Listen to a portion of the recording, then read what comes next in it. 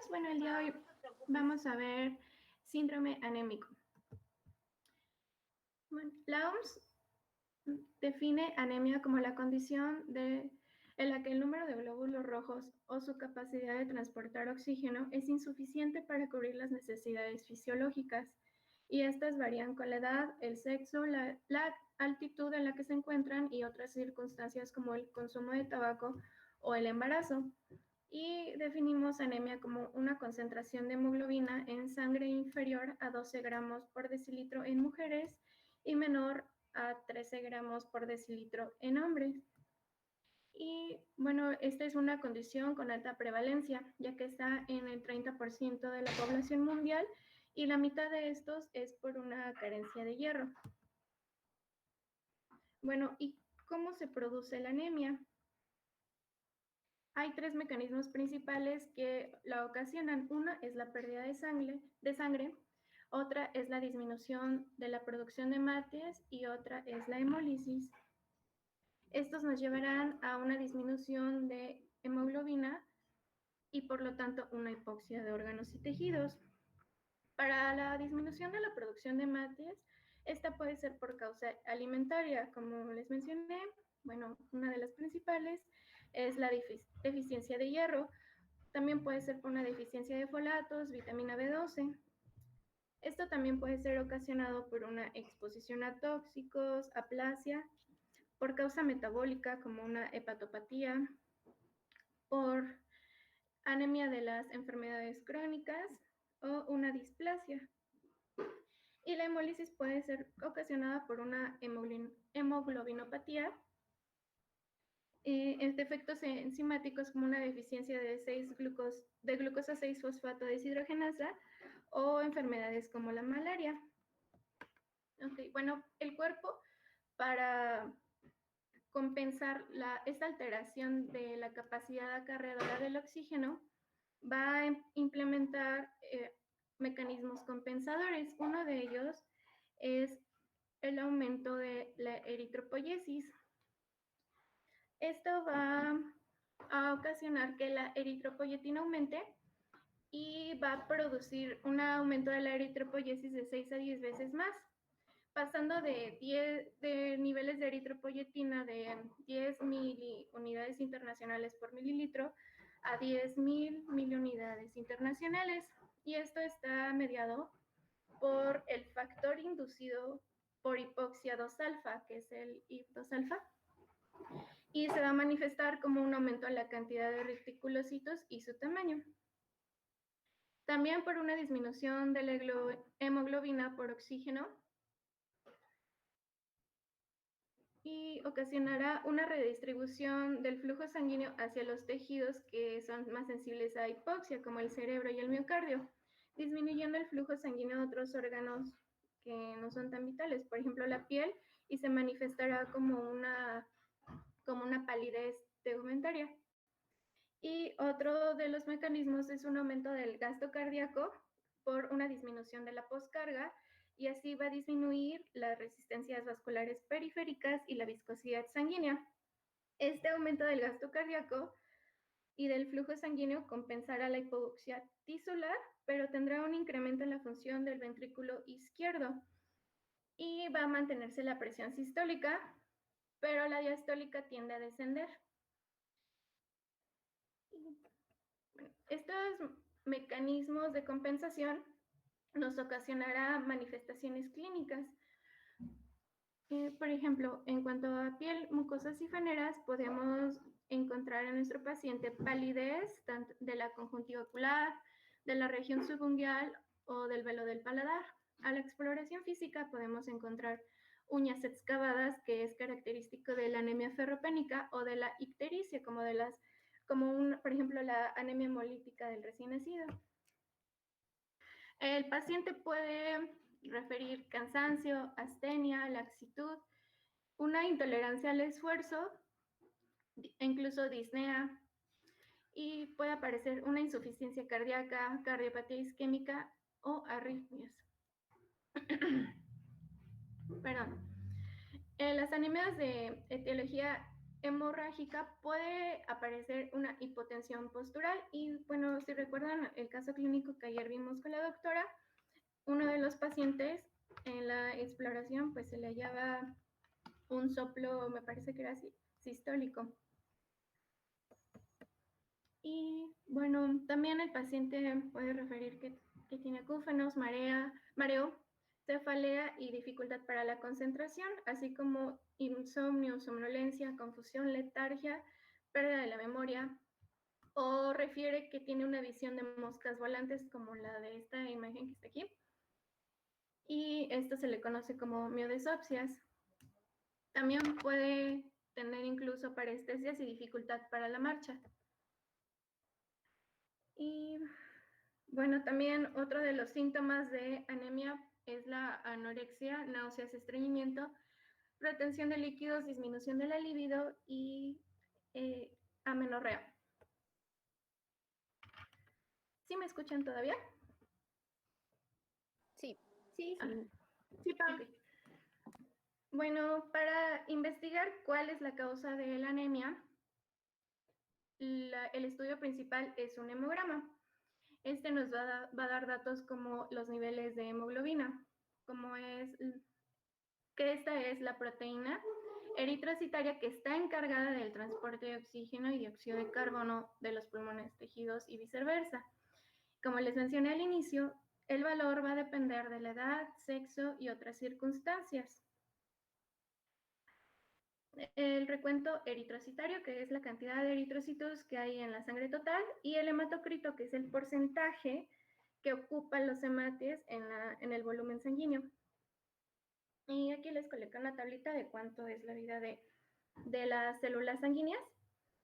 Y bueno, es importante que su producción diaria se mantenga para mantener los valores normales de cada célula. También nos da el dato del volumen corpuscular medio. Este nos da el tamaño y capacidad eritrocitaria. Se mide en fentolitros y su nivel normal es 80 fentolitros. La hemoglobina corpuscular media, que es la cantidad de hemoglobina que tiene cada eritrocito. Y la concentración de hemoglobina corpuscular media. Este es el promedio de la concentración que hay de hemoglobina por cada 100 mililitros de eritrocitos. Estos datos son principales para el diagnóstico de las anemias, ya que la BCM nos orienta si se trata de una anemia normocítica, microcítica o macrocítica, ya que habla del tamaño del eritrocito. Y la hemoglobina corpuscular media y la concentración de hemoglobina corpuscular nos orientan si se trata de una anemia normo, hipocrómica o hipercrómica. O sea, esto es la cantidad de hemoglobina contenida en el eritrocito. Bueno, recordando, un eritrocito con una morfología normal es un disco bicóncavo que mide aproximadamente 6 micras de diámetro. Este es un eritrocito normocítico. Pero cuando encontramos eritrocitos más pequeños, se trata de un eritrocito microcítico, que normalmente se debe a un trastorno de la síntesis del grupo hemo o de la globina. Y cuando encontramos eritrocitos grandes, se les llaman macrocíticos, y esto es por un defecto de la síntesis de DNA y trastornos del metabolismo de la vitamina B12 o del folato. Esta, como en la diapositiva anterior les mencioné, es reportada por la BCM. Cuando encontramos alteraciones del tamaño eritrocitario, se define como anisocistosis. Y esto lo vamos a estudiar por la amplitud de curva de distribución de los eritrocitos. Esa nos los va a dar el hemograma. Y bueno, creo que la mayoría de laboratorios lo expresan como RDW por sus siglas en inglés. Este nos representa el coeficiente de variación de volumen de eritrocitos y refleja el grado de anisocistosis en el frotis de la sangre periférica. Aquí les coloqué una imagen La A es ahora sí que una sangre normal, pero porque todo es homogéneo, pero en la imagen B la población pues está heterogénea, hay eritrocitos chiquitos. Entonces esto hará que la amplitud de la curva aumente. Consideramos que hay una población homogénea de eritrocitos cuando el porcentaje de la RDW es menor de 15 y una heterogénea cuando es mayor de 15. Pero en el libro que nos compartió la doctora menciona que puede ser de 13 más menos 1.5. Tenemos ese intervalo de que podría ser normal. ¿Hasta ahí vamos bien? ¿O quieren que me regrese? No. ¿Todo bien? ¿Alguien ¿Todo tiene bien? alguna duda? No, doctora. ¿Está bien? Ok. Bueno, los reticulocitos son los eritrocitos jóvenes que aún contienen restos de retículo endoplásmico. Estos van a ser más grandes que los eritrocitos maduros y nos clasificarán las anemias en regenerativas y arregenerativas según sus niveles. Podemos calcular los reticulocitos corregidos multiplicando el hematocrito del paciente por el porcentaje de reticulocitos que nos informen entre el hematocrito ideal. Y esto nos ayuda para evaluar si tenemos una respuesta medular adecuada o... sí, aquí están los valores normales de reticulocitos. Su valor normal está entre el 0.5 al 2% o en unidades absolutas de 25,000 hasta 85,000.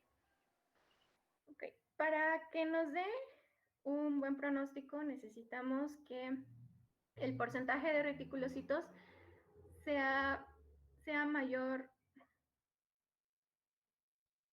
Bueno, según lo que yo entendí, tiene que ser mayor de 2 para decir que la anemia es regenerativa.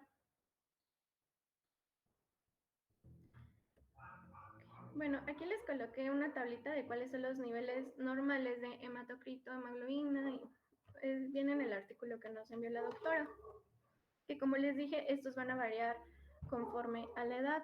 Como podemos ver, en recién nacidos puede estar entre el 14.5 al 18.5 y en la adultez tiende a descender, que va de 12 gramos hasta 15.5 gramos según el sexo. Bueno, además del hemograma podemos apoyarnos del frotis de sangre. En este nos va a ayudar a evaluar la morfología de los hematias. Cuando encontramos una sangre con alteraciones en la forma, se llama poiquiliocistosis, como también ayer lo mencionó la doctora en clase. Y bueno, en esta imagen podemos observar algunas deformidades de eritrocitos, por ejemplo, el dacrocito que tiene forma de lágrima, dianocitos, estomatocitos, etc. Y también vemos alteraciones en el tamaño, que aquí hay un eritrocito macrocítico y hay uno microcítico. Y también algunos podemos encontrarlos con inclusiones como el cuerpo de Howell-Jolly o incluso parásitos como en el paludismo. Y aquí otra tablita que explica las características de cada alteración morfológica. Pero bueno, esto viene más en los siguientes temas, así que no me meteré tanto en esto. También es importante valorar la función renal y hepática. Podemos apoyarnos de una química sanguínea evaluando la lactato deshidrogenasa. Una elevación de esta nos indica que hay una hemólisis y esta se presenta principalmente en cuadros agudos de anemia. También podemos encontrar una elevación de la bilirrubina indirecta porque hay un aumento en el catabolismo de la hemoglobina. Y podemos apoyarnos de un CUMS directo, para evaluar anemias que son de carácter inmunológico. Y estará negativo cuando es por hemólisis por defectos eritrocitarios, como la deficiencia de glucosa 6-fosfato deshidrogenasa, o por alteraciones de la membrana.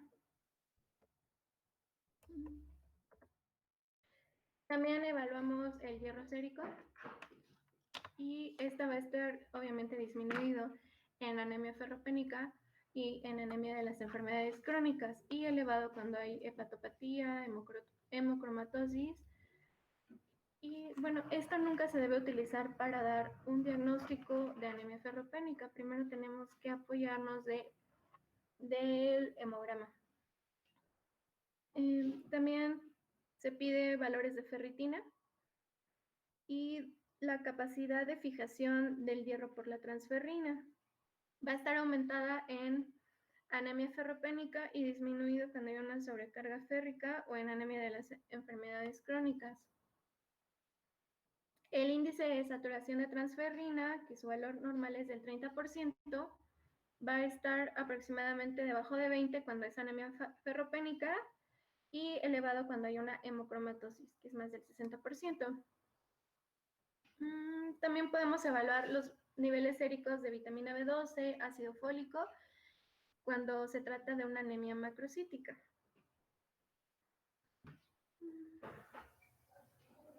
Y también se puede evaluar la médula ósea por aspirado, esto cuando se sospecha de que hay una anemia plástica y otras enfermedades de fallo medular. Pero pues obviamente esto no se pide tan frecuentemente. Y bueno, aquí un resumen de qué es lo que se evalúa con cada prueba de laboratorio. Bueno, hay dos clasificaciones para la anemia. Una es la etiopatogénica. Bueno, tenemos anemias centrales o regenerativas. Estas tendrán reticulocitos bajos. En estas se caracterizan por tener una producción disminuida de eritrocitos y está dada por alteraciones en la célula madre, como una insuficiencia medular. Recuerdan que les dije que los reticulocitos nos dan nos dan el dato de qué tan suficiente está siendo la médula, de la respuesta medular.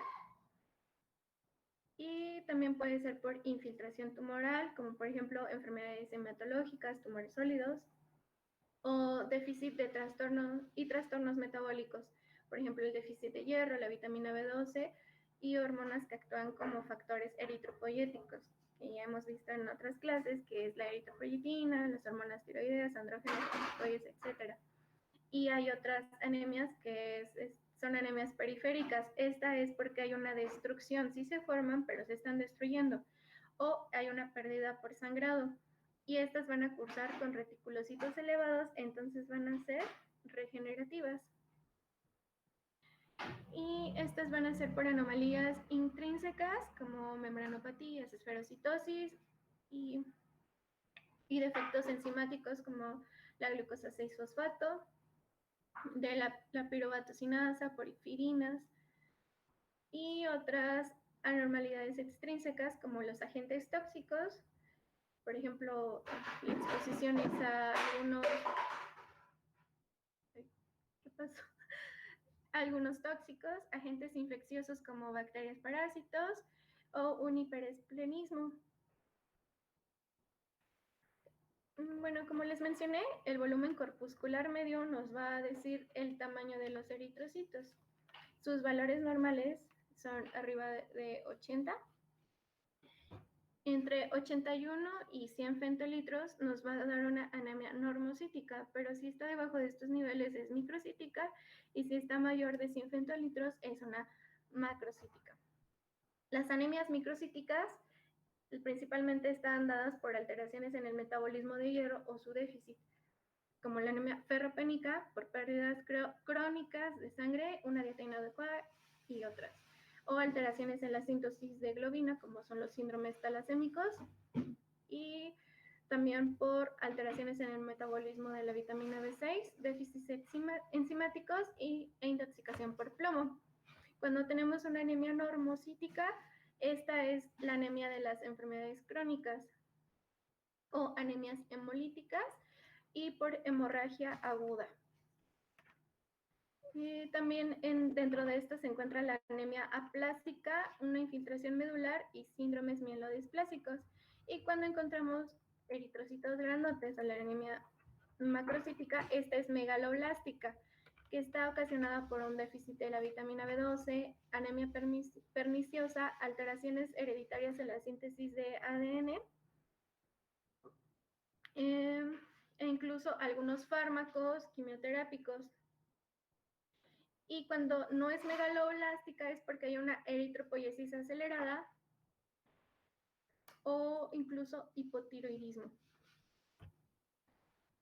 Y bueno, eso es todo. Ok, entonces, ¿alguna duda?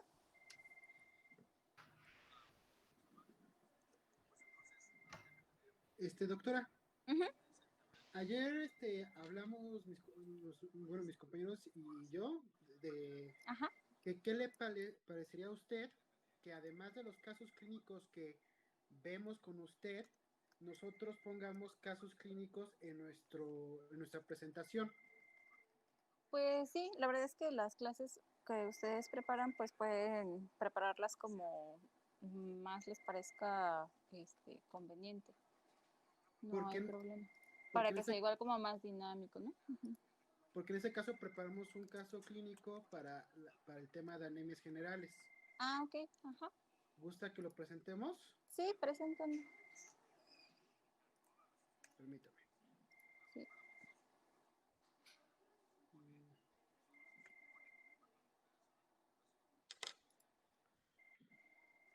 ¿Se ve?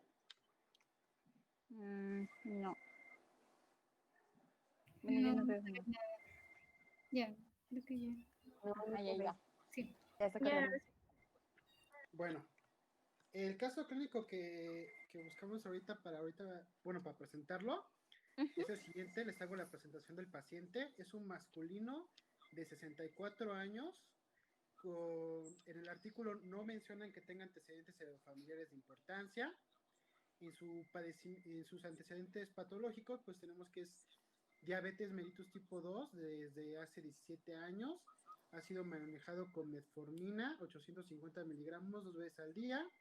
Y desde hace un año le cambiaron a sitagliptina, que es un modificador del metabolismo, de 50 gramos, y metformina. En su padecimiento actual presenta 2 meses de astenia adinámica, parestesia de miembros inferiores. Ha presentado 2 episodios de síncope mientras caminaba, sin otros síntomas asociados. En su exploración física, pues había signos vitales normales y presentaba palidez mucocutánea, no había ortostismo y la historia clínica no era compatible con síncope vasovagal, situacional o de medicación neurológica. Entonces, viendo la situación del paciente, ¿cuáles son los datos que nos hablan del padecimiento actual que nos podrían orientar al diagnóstico? En este aspecto tenemos 2 cosas muy importantes.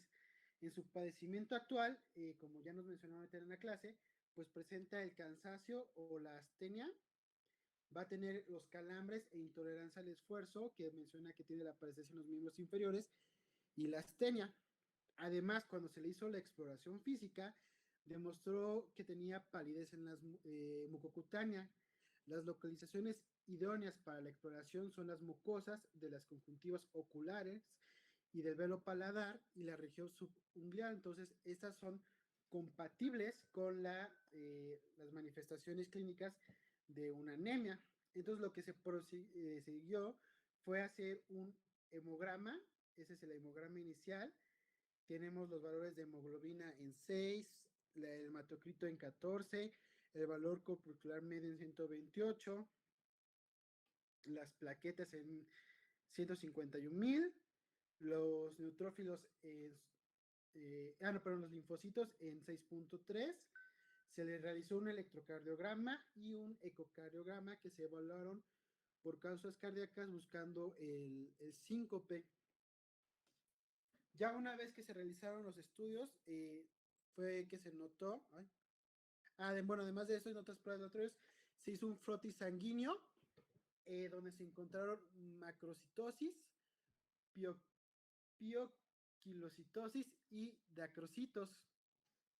Entonces, con lo visto en la clase, vemos que las modificaciones se realizaron en la hemoglobina, está baja, ese es uno de los criterios diagnósticos según la OMS. Tenemos el hematocrito bajo, el valor corpuscular medio va alto a 128 del rango normal, que son 80 más menos 8. Entonces esto nos quiere decir que tiene una anemia que por su valor es macrocítica y además viene acompañada de una linfopenia.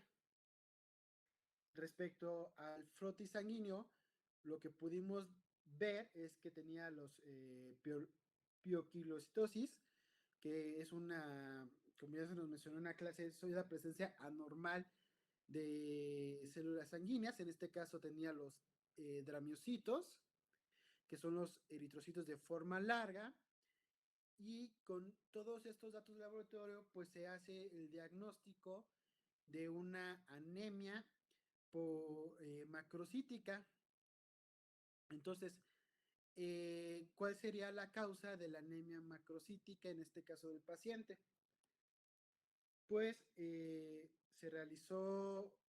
se vio, bueno, podemos ver como en la tabla que nos presentó la compañera Pamela en la clase, ahí están las megaloblásticas, que es deficiente de vitamina B12, déficit de ácido fólico, alteraciones hereditarias, alteraciones en la síntesis del DNA, perdón. Lo cual nos lleva a que se le realizaron las siguientes pruebas. Se le vio la concentración de vitamina B12, que fue de 50 picogramos sobre mililitro, fuera de los rangos normales, que son de 190 a 900. Se le realizó pruebas tiroideas, se le realizó pruebas de ELISA, el ELISA y la sífilis, con la idea de buscar una explicación a los leucocitos, y además se le realizó una endoscopia de las vías digestivas para descartar atrofia de la mucosa gástrica, perdón, y ver los pliegues para ver si tenía un trastorno de absorción de nutrientes, cosa que fue normal la endoscopia, sin aspectos de atrofia ni modificaciones. Entonces, ya estableciendo un diagnóstico con base en lo que vimos en la clase, entonces podemos clasificar la anemia que presenta el paciente primero por si es de su origen, que sería central, es una anemia regenerativa o central, ocasionada por el déficit y trastorno metabólico de factores eritropoyéticos, específicamente en este caso de la vitamina B12, y es un tipo de anemia megaloblástica. Ya lo siguiente sería entrar más específico en el tema de nuestros compañeros, pero rápidamente se ha planteado que la metformina interfiere con la absorción dependiente de calcio en el ilio, que el calcio es importante en el cotransporte para la absorción de la vitamina B12. Se llegó a la conclusión de que era ocasionada por la metformina, ya que en el mismo artículo nos manejan las otras causas o etiologías para la deficiencia de vitamina 12, que es síndrome de mala absorción, que buscaban solucionarlo. Bueno, también lo buscaron con la endoscopia. La baja ingesta de la dieta se menciona en el artículo que no había datos con el interrogatorio, no tenía una hepatopatía crónica, no era consumidor crónico de alcohol. La enfermedad tiroidea se buscó en los exámenes anteriores, se le hizo prueba tiroidea, y la gastritis pues tampoco se vio con la endoscopia. Y bueno, como se le hizo la transfusión de sangre, la de vitamina B12 que tenía en su déficit, y a los 2 meses del tratamiento pues empezaba a recuperar sus valores normales, entonces demostrando que, bueno, como sabemos, las vitaminas hidrosolubles como la B12 son muy fáciles de solucionar su problema, ya que empieza una mejoría rápida. Entonces, con esta mejoría que presentó el paciente a los 2 meses, se concluye que sí fue se concluye el diagnóstico de una anemia central por déficit en el metabolismo de la vitamina B12, provocando una anemia megaloblástica. Perdóname, pero en la parte donde la fisiopatología de cómo interfiere en la absorción de la vitamina B12, ¿cómo? Ya La, no lo vi vita bien. la vitamina B12 y la vitamina B9 son importantes en la síntesis de ácidos, de bases, no, de nucleótidos para la formación de nuevas células, doctora, según tengo Ah, entendido. sí. Sí, eso sí, pero más bien cómo Ah, interfiere la metformina con la absorción de la vitamina B12. ah el artículo menciona, pero lo vuelvo a Ujú. poner. Ajá, sí. Ahí donde estaba el cuadrito de la fisiopatología, creo que era. Sí. ¿Se ve? Ajá, es en el penúltimo, creo que tu penúltima Sí. diapositiva. En esta. Ajá, Eh, el en antes. artículo plantea, bueno, se menciona el transporte de la metformina desde la absorción de los transportadores que se utilizan y especifica que se ha planteado que la metformina interfiere con la absorción dependiente de calcio en el ilion. El artículo nos menciona que hay transportes que utilizan el calcio para absorber la metformina. De hecho, aquí el artículo cita estas dos fuentes que son las que hablan sobre habla de la vitamina 12, Ah, sí, ya vi. transporte de la comida a las células del cuerpo. Y el otro artículo habla de las anemias megaloblásticas inducidas por Por algún las tipo de drogas. droga. Lo voy a buscar porque eso, la verdad es que yo desconocía que la metformina podía interferir como en el metabolismo de la Eh, vitamina eh, B12. bueno, hablando un poco más respecto al tema, el artículo especifica que, bueno, más no lo iba a detallar porque pues ya es tema de mis compañeros, pero el artículo menciona que eso solamente se ve en casos de consumo crónico o, bueno, prolongado de la metformina. En este caso, nuestro paciente presentaba 17 años de consumo de metformina. El artículo menciona que en pacientes en un periodo corto de consumo de metformina no se va a ver estas manifestaciones o esta anemia debido a que el hígado presenta, el hígado tiene reservorio de vitamina 12 aproximadamente para 12 meses. En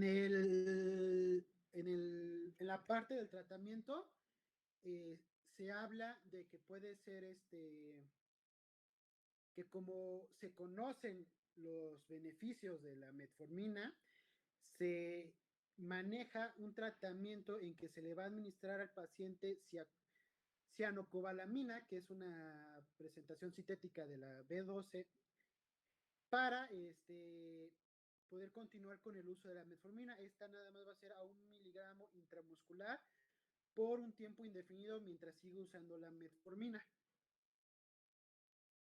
Y eso es lo que mencionaba el artículo. Muy bien. Y en este caso, ¿creen que haya estado indicada la transfusión de 2 paquetes globulares? Sí, ¿por qué? Y si no, ¿por qué?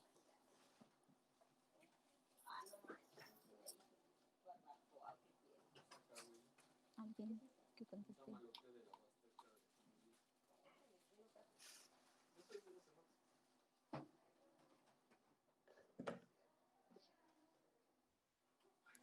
A ver, entonces, bueno.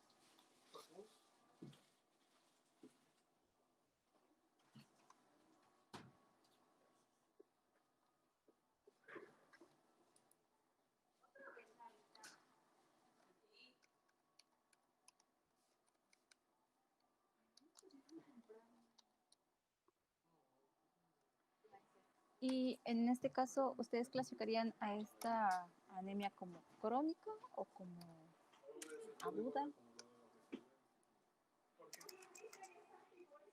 ¿O cómo creen que sería esta? ¿Cuánto tenía con su padecimiento? Tenía 17, bueno, tenía 2 meses de que empezó a presentar síntomas, pero pues el tratamiento lo tiene desde hace 17 años. Pero si se dan cuenta, a comparación de hace 17 años, hace un año le aumentaron la dosis de metformina todavía más. Yo digo que podemos considerarla como crónica. Así es. Para empezar, porque la fisiopatología fue una deficiencia o es una anemia carencial, entonces generalmente las carenciales son precisamente crónicas. Entonces, ya lo vamos a ver igual más adelante, pero generalmente en las anemias crónicas el hecho de transfundir concentrados eritrocitarios te puedes compensar, porque igual como lo comentaron en la clase de hoy, hay mecanismos que se van regulando, entonces el metabolismo del cuerpo se va adaptando a esa disminución progresiva de la hemoglobina. Y entonces, si de pronto a una anemia crónica le transfundes demasiado porque quieres llegar al objetivo de una hemoglobina normal, puedes descompensar pues toda la el sistema cardiovascular. Entonces, sí puede que haya estado indicado, si estaba sintomático, no recuerdo si estaba sintomático o no, solamente sí. Ajá. Presentaba pues la palidez, la astenia, y pues lo que empezó todo el bueno, la investigación del caso fue los episodios de síncope, los dos que tuvo el caminando. De hecho, Pues sí, quizás el por hallazgo, eso sería la única indicación para transfundirle, pero ¿le transfundieron 2 paquetes o uno? se menciona dos, transfusión de una unidad de glóbulos rojos nada más, doctor. Ah, ok. Pues sí, solamente esa sería la única indicación, pues, para que le transfundieras y lo sacaras como de su cronicidad, pero en realidad no, es preferible dar el tratamiento y generalmente cuando son carenciales, en 2 semanas o una semana puedes ver bastante mejoría de la hemoglobina. Y en este caso que mencionan, ¿a qué ven asociado las parestesias en los miembros inferiores? Bueno, es que eso es parte del tema de las anemias carenciales. Bueno, a ver, otra pregunta. Entonces, ¿por qué creen que tenía linfopenia?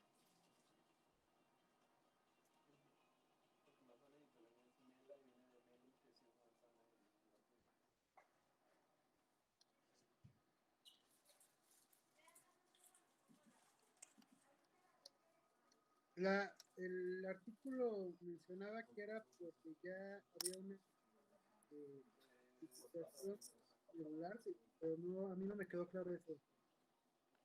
Bueno, en el caso de las anemias carenciales o sobre todo en lo de folatos, lo que es vitamina B12 y folatos, como tú bien lo dijiste, tiene que ver con todo lo que es la síntesis de DNA. Entonces el DNA o todos los ácidos nucleicos pues están en todas las células. Entonces te va a afectar incluso a las 3 líneas celulares. Generalmente es raro que tenga plaquetas normales y el resto de las células normales porque habitualmente afecta ya a las 3 líneas celulares cuando ya es una deficiencia pues severa y que se traduce pues en ese tipo de anemia megaloblástica, pero o sea, no es de extrañar que también presenten leucopenia y plaquetopenia y que incluso se pueda confundir con una anemia plástica.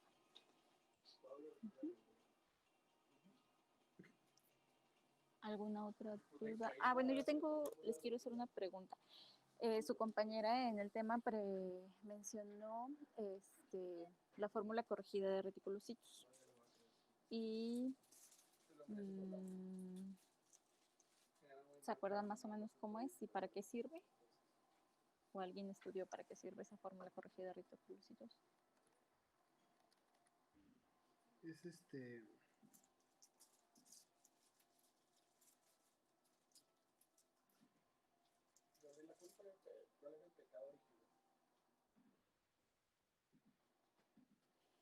Ya lo están buscando en internet. Es para evaluar si la anemia es regenerativa o arregenerativa, y esto evalúa según la respuesta medular a la compensación de la anemia. Entonces es de buen pronóstico que sea elevado, que su valor normal, bueno, el que ayer mencionó la doctora, creo que era de 1 a 2%. Entonces tiene que estar más o menos en el 3 para que sea bueno. Muy bien. Y en el caso de el RDW o el AD, ¿tienen alguna duda con respecto a eso?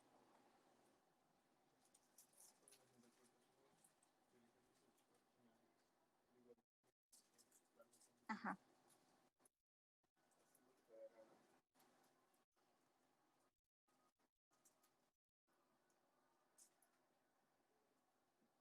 El valor de referencia es de 1 a 2%. Algunos libros y algunas dicen que es de 2 a 3%, pero con que lo tengas de 1 a 2%, con eso es suficiente.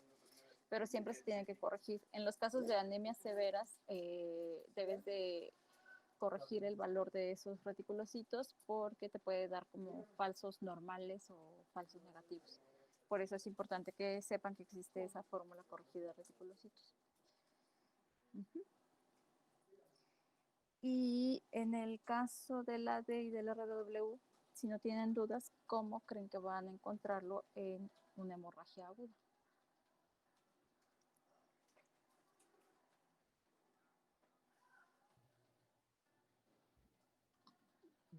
Pues tendría que ser normal porque, bueno, por lo que entiendo, lo que mide es la variación del tamaño.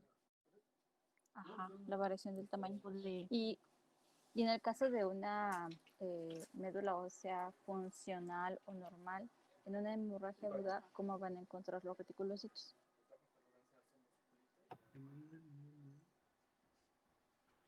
Aumentados. Ajá, porque la médula va a responder para tratar de compensar esa pérdida de sangre. ¿Y los reticulocitos que quedamos que son? Precursores de los eritrocitos. Ajá, es un estadio previo al eritrocito ya maduro. Entonces, generalmente estas células son de un tamaño discretamente mayor que el eritrocito normal. Entonces, ¿cómo creen que van a o que puede haber de variación en el tamaño en el caso de una hemorragia aguda? ¿Cómo van a encontrar el RDW? Pues debería de aumentar, ¿no? Porque ya ¿Aumentado? aumenta la... Sí, aumentado. Exactamente, porque va a haber respuesta de la médula ósea, va a estar incrementando los reticulocitos en sangre periférica como respuesta compensatoria a la pérdida de sangre. Y entonces, en el caso de una hemorragia aguda, pueden ver RW alto, pero significa pues nada más que es parte de la respuesta regenerativa de la médula. ¿Okay? ¿Alguna otra duda o pregunta? Yo tengo una duda, doctora. Sí, adelante. Cuando se transfunde un paquete, ¿cuánto eleva la concentración de hemoglobina? Generalmente o sea, si lo transfundes en el caso de los niños de 10 a 15 mililitros por kilo, es un gramo por decilitro. En el caso del adulto, un paquete de 250 mililitros se incrementa de 1 a 1.5 gramos por decilitro. También depende del peso. Si de pronto transfundes a un gordito de 100 kilos, pues probablemente le suba menos, porque la distribución de los eritrocitos va a ser menor. Ok, gracias, doctora. ¿Alguna otra duda?